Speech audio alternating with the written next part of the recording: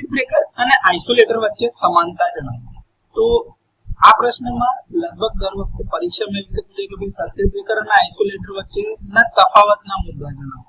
આ બંને વચ્ચે શું ડિફરન્સ છે એ પૂછ્યા કરે છે વારંવાર.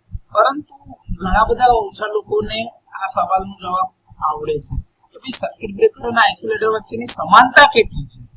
તો એ સવાલ જ્યારે ઇન્ટરવ્યુમાં કાં તો વાઇવામાં પૂછવામાં આવે છે તો વિદ્યાર્થીઓ આનો વ્યવસ્થિત જવાબ આપી શકતા નથી. તો આજે આપણે જોઈ રહ્યા છીએ કે સર્કિટ બ્રેકર અને આઇસોલેટર વચ્ચેની સમાનતાના મુદ્દાઓ કયા છે. તો કે સ્વસ્થ પરિસ્થિતિ એટલે કે હેલ્ધી કન્ડિશનમાં બંનેમાંથી રેટેડ કરંટ પસાર થાય છે. બંનેનો ઉપયોગ સ્વિચ યાર્ડ, રિસીવિંગ સ્ટેશન અથવા તો સબસ્ટેશનમાં થાય છે. બંને એક સમાન વોલ્ટેજ લેવલ ઉપર કાર્ય કરે છે. સર્કિટ બ્રેકર અને આઇસોલેટર બંનેનો ઉપયોગ ઇલેક્ટ્રિકલ સર્કિટને ખોલવા અથવા તો બંધ કરવા માટે થાય છે.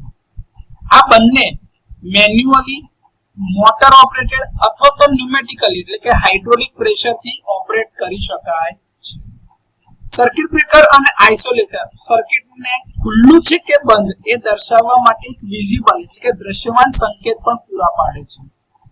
બંને ઉપકરણો પાવર સિસ્ટમના ભાગોને ડિસ્કનેક્ટ કરી શકે છે.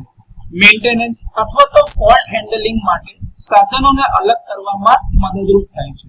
તો સર્કિટ બ્રેકર અને આઇસોલેટર વચ્ચેના સમાનતાના થોડા ઘણા મુદ્દાઓ છે.